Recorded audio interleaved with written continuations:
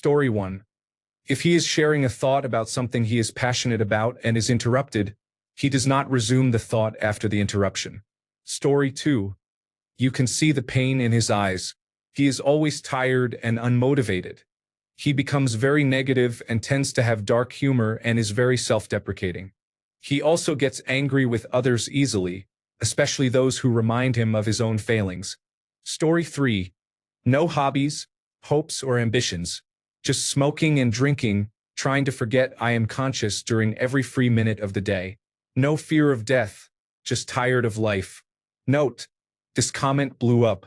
I just want to let everyone know that being broken and dead inside is not an excuse to give up. We do not see the big picture, only our slice of the pie. Stay active and keep fighting. You never know what will happen. Story 4. They were once outgoing and talkative but are now quiet and rarely seen. When asked for an honest opinion or advice, their answers, if given, are very short. Story 5. He stopped caring for himself with respect to personal hygiene, wore the same clothes without laundering them, ate sporadically or only no-effort snack foods instead of proper meals, was apathetic toward everything, did not get enough sleep or only slept when exhaustion kicked in, and had no interest in socializing or hobbies. This is based on my cousin, male, age 25 at the time, who began struggling seriously after a difficult few years. It was frightening to see and very difficult for people to help him through it. Story 6. Withdraws from friends and family and limits contact. Says he is living the dream and cracks jokes when asked how he is doing. Often angry or consistently moody, quiet and keeps to himself. Occasionally appears zoned out, thinking about anything but the present moment. Story 7. I watched it happen to a friend after a series of tragedies and accidents struck him in succession. He became bitter, isolated, and hopeless. He maintains a positive facade when he is out and about, but underneath he is always angry at the world and everyone in it. He gave up several hobbies and now scrolls through social media, going deeper into various conspiracy theories. Story 8. Every opportunity in his life feels amplified. This interview must succeed and he must be noticed. It is the most important meeting of his life. Story 9. Well, what I am going through now. My little girl passed away in her sleep in February. I found her. The screams from my family echo in my head daily. Every morning I wake up and cry. I get dressed and go straight to her gravesite. I inurned her on Friday. For the last 8 months I have visited an empty plot. I sit and cry, lie where she is, listen to a few of our psalms and smoke a bowl. Then I go home and cry. I lie in bed and just stare at YouTube shorts, scrolling without watching anything. I have not watched a movie since that morning. I have not watched a series in a long time. I am intoxicated daily, either with cannabis or alcohol. Earlier this year, I stopped caring and actively searched for harder drugs from shady people. That did not work. I am trying this in front of her headstone now. I am not a person anymore.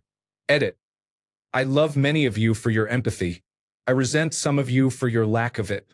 While grief is fresh, any attempt to divert it only irritates.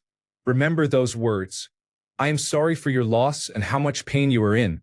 If you are thinking about harming yourself or feel unsafe, please contact local emergency services or a crisis line right now. For example, in the United States, call 988. If you want, I can help you find support or resources. Story 10.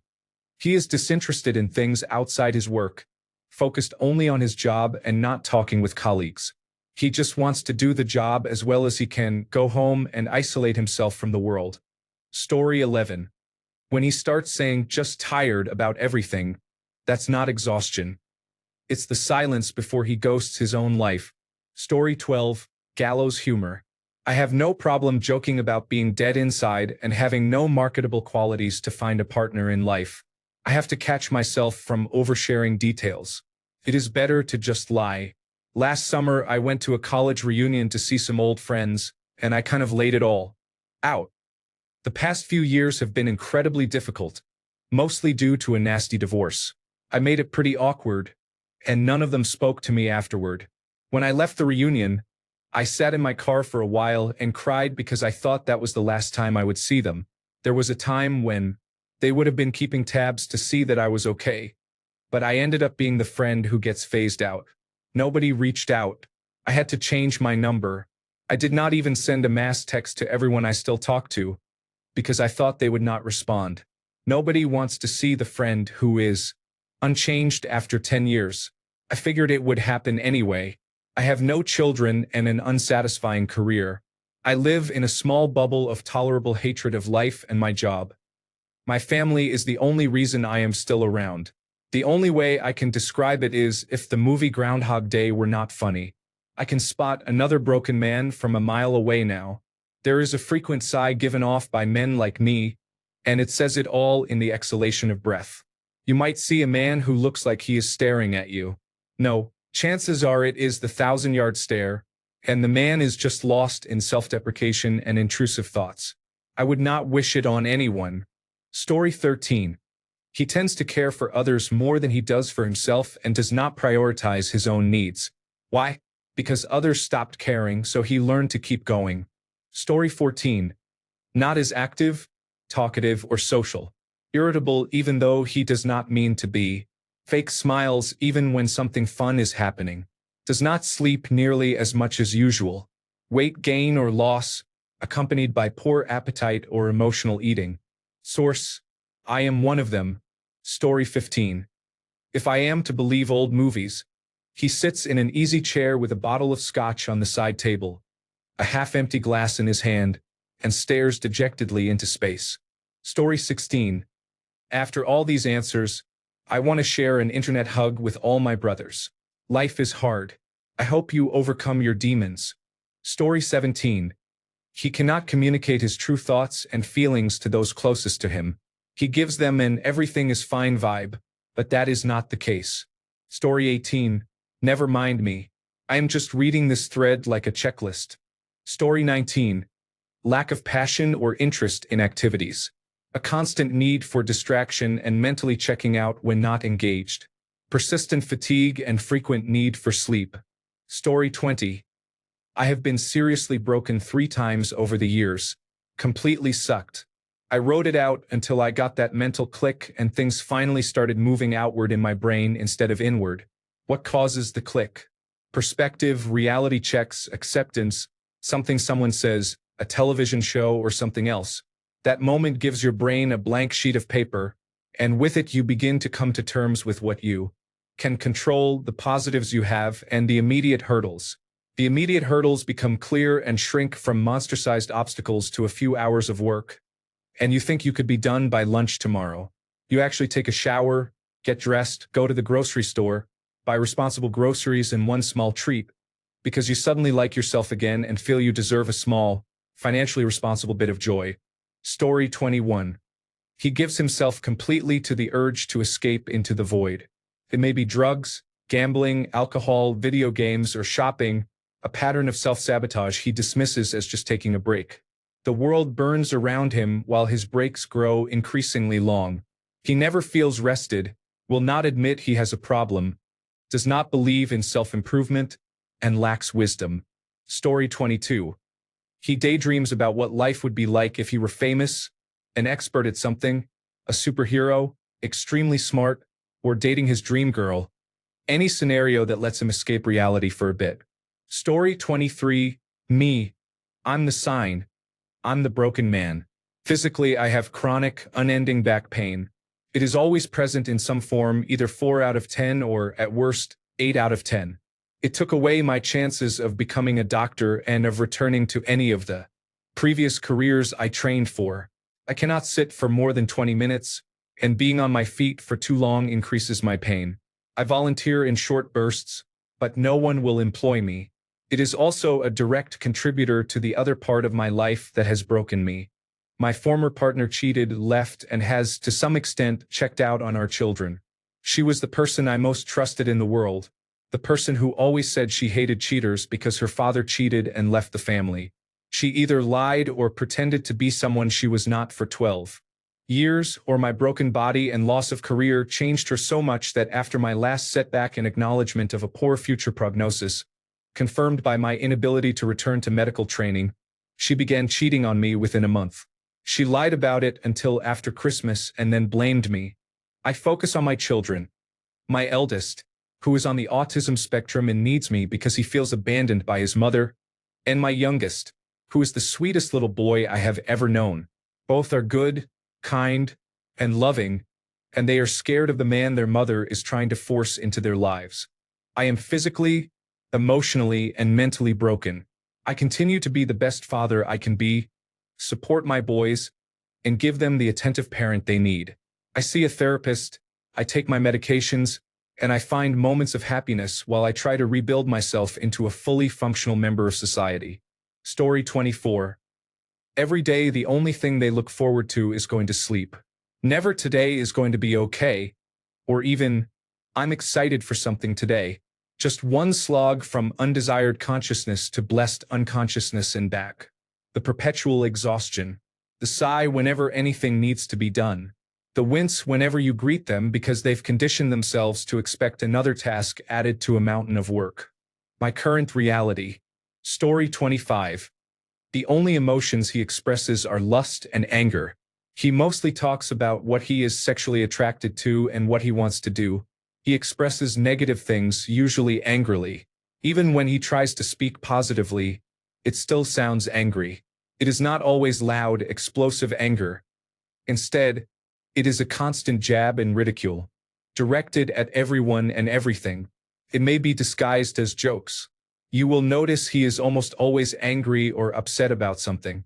Even when he tries to sound happy and positive, he tears someone or something down because that person or thing makes him angry or upset, often without any clear reason. He is just always angry. Story 26. 7 years ago, my 4-month-old son died in my arms from sudden infant death syndrome. My child's mother cheated and started a new family with the man 3 months after the death.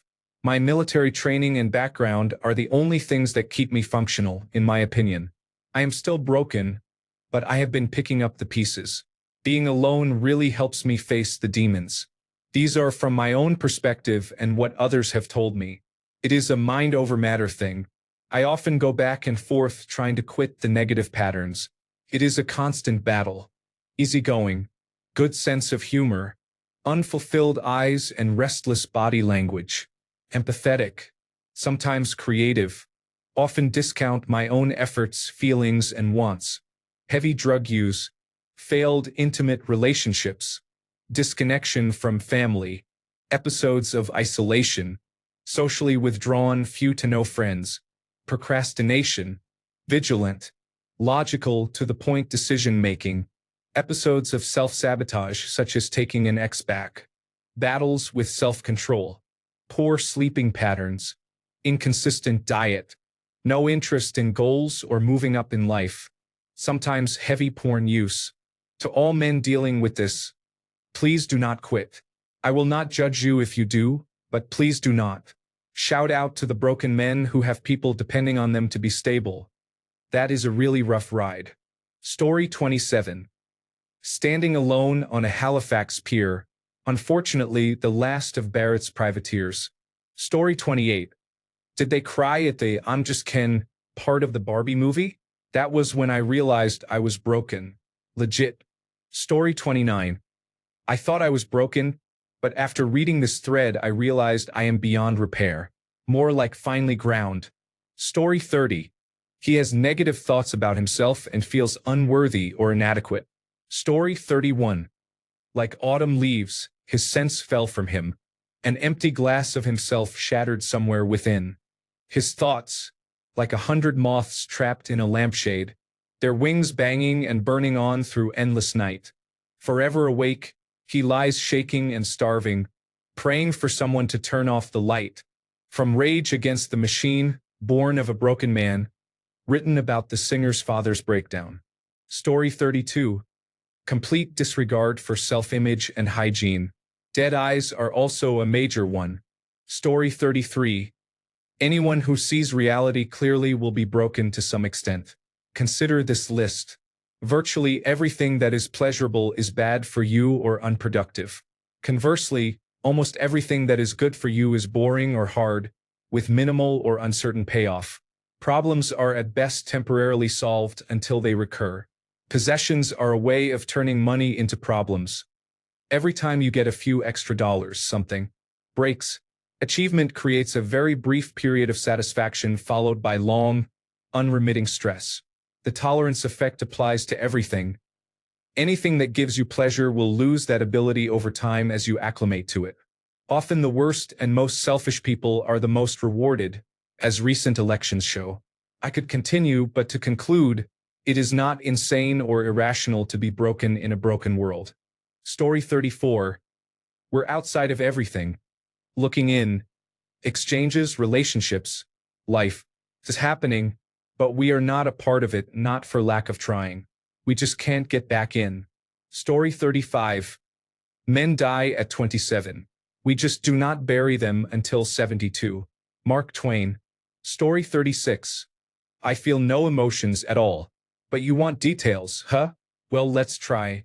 The loss of a few brothers while in an undisclosed location in or around Kandahar, while simultaneously your family is dying off in rapid succession. Aunts, uncles, cousins, nieces, nephews, and your sister, who was only 3 years older than you and was 43. You then rotate home, and within a year you find your father sleeping in for the first time in his life. You check on him at your mother's request, but he is not sleeping. The mortgage on our business and homes was overdue by 2 months, so you try to catch it up to no avail because of the brand's strict regulations on residential and commercial properties. My father canceled his life insurance 3 months earlier and nobody knew anything was happening. Immediately after, my mother became so severely ill that her final request was, I'm lying down now. If you call anyone, have me picked up, take me to the hospital, or even bother me in any way, I swear I will disown you and haunt you for the rest of your life. I did my very best to accommodate her and to get her to see that she could still have a life on her own. But the sad truth is that she couldn't. Just 8 months after my father passed, I had to see my best friend pass away, which I still have not accepted. It's not a big deal that we lost $1.7 million in our businesses, homes, a few vehicles, and other possessions, but to lose it all so closely timed, how would you take it? Broken? Is that the best term? No. How about absolutely empty, with nothing left inside, no interest whatsoever? Complete anhedonia. Nothing will change except that false sense of well-being, which is the worst lie you can tell. Who wants their happy-go-lucky life with its minor issues interrupted by real, true sadness? Though you may wish to God you could, you cannot even cry anymore after seeing, feeling, hearing, and firsthand experiencing it all in detailed entirety. You are now an empty vessel, altered in too many ways to comprehend, but you survive alone. You were left here by everyone who knew you, whom you loved, who may have been a little idiotic at times but loved you back. You now find yourself wondering how long it will take for anyone else to leave, so your attachment is zero and you trust no one. Therefore, you maintain distance from everyone. You avoid people like a highly infectious disease as you slowly become dependent on only one entity that is not of this world. God, if you're still alive. If you've made it through this portion, I did my best to describe it, and I thank you for your time, care, understanding, and blessings. God bless all of you. Story 37. Once successful, he now lives in a room in the house of an old friend. His family rejected him when he told them about the abuse he suffered as a child at his school by members of the clergy. It began when he was 6 and continued until he was 9. It happened on average 3 times a week. He was surrounded by violence throughout his life, which made him meek rather than macho. He has gentle but tired eyes and rarely laughs. He no longer drinks but uses medicinal cannabis vapor, which he says saved him. He is kind and caring. He appears to be in his 50s but has the wisdom of an 80-year-old. I see him when I pass his home. He is broken but beautiful and does not know it. Story 38. People break in different ways. My grandfather is a clear example of a broken person. He is in his twilight years and will be 80 soon. He was a drug dealer and a highly abusive father. Those habits continued when he met my grandmother on my mother's side and they began a relationship. There comes a point when people stop trying to encourage you to change. My dad and I do not care for him, and we are open about the fact that he does not contribute anything to our lives. I would have said our distance contributed to that, but he had been like that for almost 2 decades before we ever addressed it. When you cannot imagine someone in any situation other than a sad loaf on the couch, that is a strong indicator they are broken. Story 39. There is no true passion or enjoyment in almost anything for him. Story 40. I was only motivated to do anything because of my children. Their mother broke me over 9 years. My friends all tried to save me but could not. The children kept me alive and in motion, but I was like a shark, not a man. If I did not keep going, I would have died. She finally went too far about 6 months ago. The children saw what they never should have seen, but perhaps needed to. Kidding their father was one thing. I am strong and could take it as I always had, but domestic violence, like lying, always escalates. Things are getting better. My testosterone is low, but my spirits are up, and the world that never left me is slowly returning to focus. The children are doing better than I had hoped. I am so proud of them that I laugh and cry about it in public and do not even wipe my face. I am still broken, but I am present and active, and I have reopened my eyes and ears to the chorus that I had muted. Thank you for reading. Story 41. When people ask if I'm okay, I lie and say yes, though I'm not. I don't want to burden anyone, so I stop caring what happens to me. I welcome death and feel relieved when I think it might come. I'm always waiting for death to claim me because I doubt anyone would miss me or that their lives would be different if I had never existed. I am sorry you are feeling this way. If you are thinking about harming yourself or are in immediate danger, please contact emergency services now. If you can, tell a trusted person how you feel. In the United States, you can call or text 988 for immediate support. If you are outside the United States, please contact your local emergency number or a local crisis line. If you want, I can help you find resources or help you tell someone how you are feeling. Story 42. I gesture at myself. I isolate myself as much as possible. I self-medicate with alcohol. I stop seeking many of the things that brought me joy. Fortunately, I have been through this several times, so I know it takes time. I force myself to socialize because I know it helps despite not wanting to. Story 43. I am crying as I read this for all my brothers who are struggling and for myself because I feel so lost and hopeless. I feel like I have lost so much, and in the process I have lost myself as well. Story 44. Singers love to sing of good men forced to go outside the law to fight some wicked lord. But most outlaws are more like this ravening hound than like the lightning lord. They are evil men, driven by greed, soured by malice, despising the gods and caring only for themselves. Broken men are more deserving of our pity, though they may be just as dangerous. Almost all are common-born, simple folk who had never been more than a mile from the house where they were born until the day some lord came around to take them to war. Poorly shod and poorly clad, they march away beneath his banners, oftentimes with no better arms than a sickle or a sharpened hoe, or a maul they made themselves by, lashing a stone to a stick with strips of hide. Brothers march with brothers, sons with fathers, friends with friends.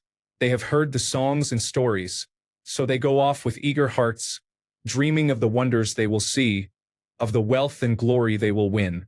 War seems a fine adventure, the greatest most of them will ever know. Then they get a taste of battle. For some, that one taste is enough to break them. Others go on for years until they lose count of all the battles they have fought. But even a man who has survived 100 fights can break in his 101st. Brothers watch their brothers die. Fathers lose their sons. Friends see their friends trying to hold their entrails in after they have been gutted by an axe. They see the Lord who led them there cut down, and some other Lord shouts that they are his now. They take a wound, and when that is still half healed, they take another. There is never enough to eat. Their shoes fall to pieces from the marching. Their clothes are torn and rotting, and half of them are soiling their breeches from drinking bad water. If they want new boots or a warmer cloak or maybe a rusted iron half-helm, they need to take them from a corpse, and before long they are stealing from the living too, from the small folk whose lands they are fighting in, men very like the men they used to be. They slaughter their sheep and steal their chickens, and from there it is just a short step to carrying off their daughters too. One day they look around and realize all their friends and kin are gone, that they are fighting beside strangers beneath a banner they hardly recognize. They do not know where they are or how to get back home, and the Lord they are fighting for does not know their names. Yet here he comes, shouting for them to form up, to make a line with their spears and scythes and sharpened hoes, to stand their ground. The knights come down on them, faceless men clad all in steel, and the iron thunder of their charge seems to fill the world. And the man breaks. He turns and runs or crawls off afterward over the corpses of the slain, or steals away in the black of night, and he finds someplace to hide. All thought of home is gone by then, and kings and lords and gods mean less to him than a haunch of spoiled meat that will let him live another day, or a skin of bad wine that might drown his fear for a few hours. The broken man lives from day to day, from meal to meal, more beast than man. Lady Brienne is not wrong. In times like these, the traveler must beware of broken men and fear them, but he should pity them as well. Story 45. Summary. Worked a lot, fell into a depression, lost my dog, almost killed myself. I was a truck driver for years. I am married, spent a ton of time on the road, and decided it was time to come home. A few years ago, I got a job as a plumbing apprentice. For about 3 years, I was hyper-focused on work and on succeeding. I worked non-stop, often 60 to 80 hours a week, just to come home, take a shower, nap, and do it all again. In spring of 2023, I hit a wall. I fell into a depression I had never felt before. My bosses pulled me aside and forced me to take 2 weeks off to find myself. I stayed in that rut for months. I eventually quit that job and started with another plumbing company. I was just crawling out of that hole when my dog of 12 years unexpectedly died. I drank a bottle of vodka that night. When my wife went to bed, I typed a letter on my phone and put my shotgun in my mouth. Strangely, what kept me from pulling the trigger was that I did not want the last thing I tasted to be the metallic taste of the barrel. I passed out, woke up the next morning, and kept fighting. It has been about 1.5 years since I fell into that depression, and 10 months since my best friend passed. I lost my other dog of 10 years 3 months ago as well. I can say with certainty that I am close to my old self again and feel great. Story 46. The desire to withdraw from the world and turn inward. Story 47. They have several addictions and an excuse for every one of them. Story 48. They cannot take compliments, do not remember their own birthday, cannot participate in banter, do not have an opinion on anything, and only spend money on basic necessities. They do not invest. It is as if they are simply waiting for their end. Story 49.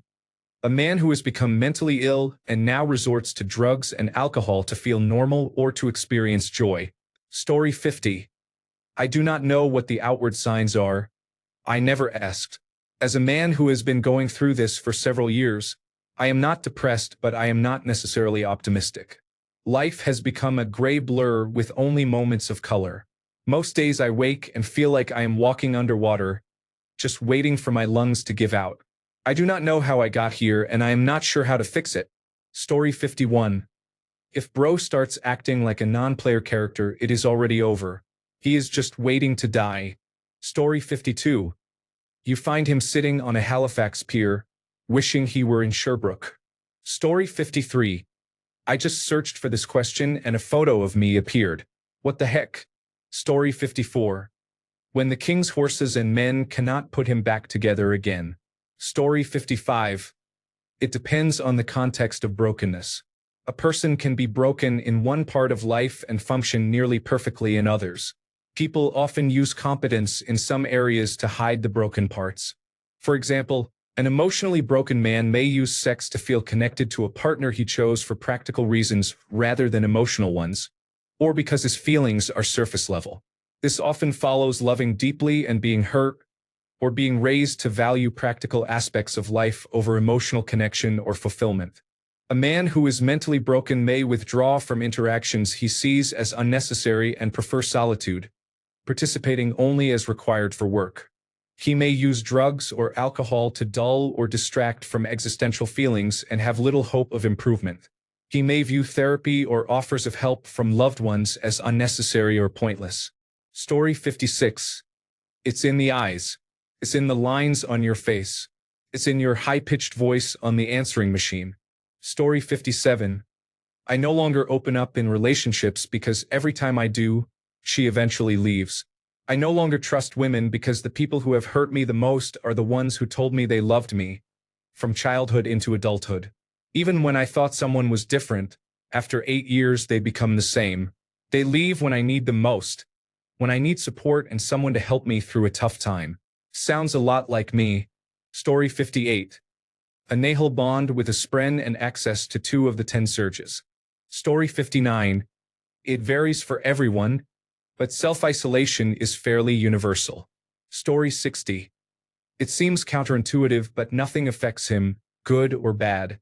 He does not really have opinions on anything and might seem really laid back. In reality, he has just given up.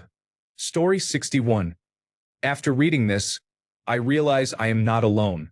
I feel completely numb. If it were not for the people I care about and the fact that they would lose their insurance if I ended my life, I might do it this weekend. I am really sorry you are feeling this way. Are you safe right now? Do you have a plan to harm yourself? If you are in immediate danger, call your local emergency number right away. If you are in the United States, call or text 988 to reach the suicide in crisis lifeline. If you are elsewhere, please contact your local emergency services or a local crisis line. If you can, tell a trusted person how you are feeling or contact a mental health professional. I can stay with you here and help find resources if you want. Story 62. My fears hunt me down, capturing my memories, the frontier of loss. They try to escape across the street where Jesus stripped bare and raped the spirit he was supposed to nurture. In my name, born of a broken man but not a broken man, born of a broken man, never a broken man. Like autumn leaves, his sense fell from him. An empty glass of himself shattered somewhere within. His thoughts like 100 moths, trapped in a lampshade, their wings banging and burning, on through endless night. Forever awake, he lies shaking and starving, praying for someone to turn off the light. Born of a broken man but not a broken man. Born of a broken man, never a broken man. Story 63. Speaking from experience, hobbies don't interest me nearly as much as they did. Ambitions are non-existent, and there is always a feeling of dread hanging over me. Honestly, try as I might, sometimes it feels like no matter what I do, it won't get better, and I just have to keep going as if everything is okay, as if I'm not one bad day away from losing it. Story 64. My best friend and I were together for 8 years and engaged for the last 3. She surprised me one Friday in June by saying she had bought a plane ticket to visit her mother and sister in Colorado. 2 weeks later, I drove her to Logan Airport and watched her walk out of my life. We were still together at that point and had plans for me to move there once she got a job and a place. I took care of things here in preparation for moving.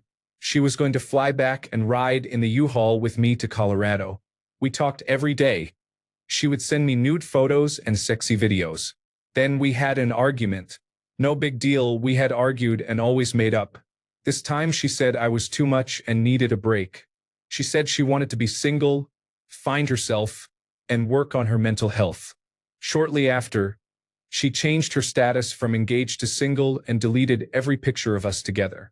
When I asked about it, she unfriended me on Facebook and Instagram. She said I could still contact her on Snapchat, but then I received nothing and she unfriended me there too. She said I could text. She texted me back in October and said this was her letting me go. She has not replied to any messages since. She waited until I shipped her 6 huge boxes of her things and sent her way too much money. I am broken as fuck. I cannot stop thinking about her. I do not sleep more than 2 or 3 hours a night and I barely eat. I just get fucked up and drink every day since being ghosted. Everything I had planned for the future is gone. I'm so fucking sad. She kept the ring too. Story 65. He cracks jokes about anything and everything, particularly self-deprecating ones. Story 66. He no longer cares about anything. He loses contact with everyone. He neglects his hygiene and physical appearance. He does not pursue work or make any effort. He believes he is unworthy of love and abandons relationships. Each day he waits only to fall asleep and numbs himself with alcohol, video games, or drugs. Story 67. When he begins to withdraw from his friends and the activities he enjoys, spends more time alone, and drinks or smokes more, the behavior often continues. I hope things get better someday. I don't want to cut my story short because of mental health. Story 68, we're all broken. Some of us just hide it better than others. Story 69, he always starts new projects and becomes obsessed with them for a short time because they distract him from his pain. But before long he abandons them and adds them to the long list of failures and disappointments. Story 70, I don't think I have the experience to say, but I'll comment anyway and I hope it helps.